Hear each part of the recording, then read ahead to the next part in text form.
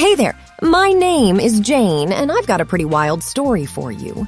You see, I got married to a stranger. It all started when my friends played a prank on me, but things quickly spiraled out of control. And now I've got a husband I barely know. So sit tight and enjoy the ride.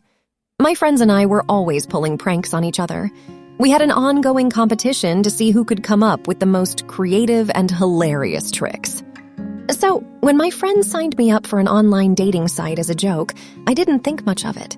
That was until I got matched with someone who seemed perfect for me. I knew I shouldn't have taken it seriously, but curiosity got the best of me, and I decided to meet up with this guy. I talked to my friend Lucy about it. I don't know, Lucy, what do you think? Should I actually meet this guy? Lucy grinned. Jane, it was just a prank, but hey, if you really want to meet him, go for it. Who knows, you might have a great time.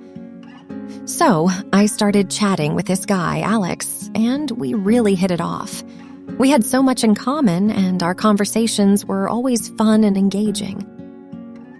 After a few weeks, we decided to meet up in person. When I arrived at the coffee shop where we agreed to meet, I was surprised to see that Alex looked even better in person.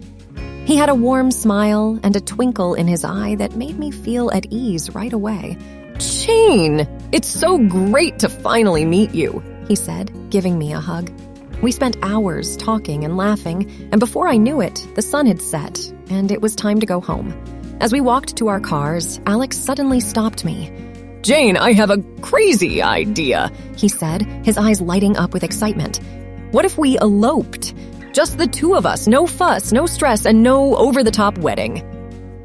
I looked at him, shocked. Are you serious? I've never been more serious in my life. I know we barely know each other, but I feel this incredible connection to you, and I don't want to waste any more time. Let's just do it. My heart raced, and I felt a mixture of excitement and terror. It was a crazy idea, but it was also kind of romantic. I hesitated for a moment, and then, with a wild smile, I agreed. We're really doing this? I asked, still in disbelief.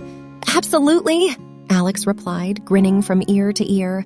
Let's go get married.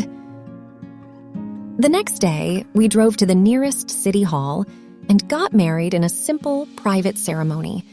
It felt surreal, but at the same time, it was thrilling. We didn't tell our families or friends, deciding to keep it a secret for a while.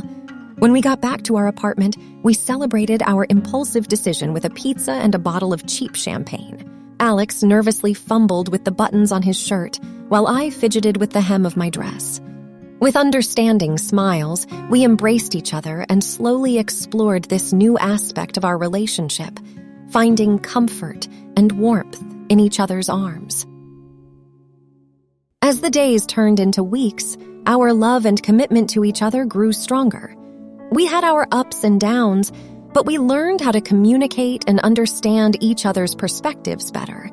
However, the reality of our impulsive decision continued to weigh on us. One evening, as we cooked dinner together, we had our first real disagreement over politics. Alex, I can't believe you support that guy. Well, it's not like we had time to discuss our views before we got married, Jane, he retorted, equally annoyed. The tension between us grew, and we couldn't help but wonder if we had made a huge mistake. It felt like we couldn't live with each other, but we couldn't live without each other either. One night, as we cuddled on the couch watching a movie, I turned to Alex and said, You know, our marriage started as a crazy, impulsive decision, but I'm so grateful for it. I can't imagine my life without you. Alex hesitated before responding. Jane, I cherish every moment we spend together. But I can't help but wonder if we've made a huge mistake. We have amazing chemistry, and we've grown so much together, but our differences are putting a strain on our relationship. I looked into his eyes, feeling a mixture of sadness and understanding. I knew that he was right.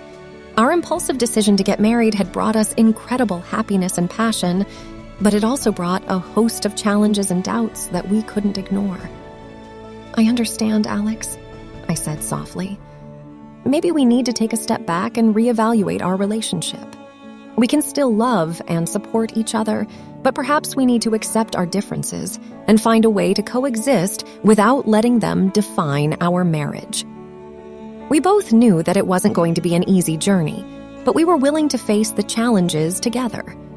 We knew that we couldn't live without each other, but we also had to learn how to live with each other and embrace our differences. That's it. That was my story. Thanks for watching, and please subscribe to not miss the next one. See you soon.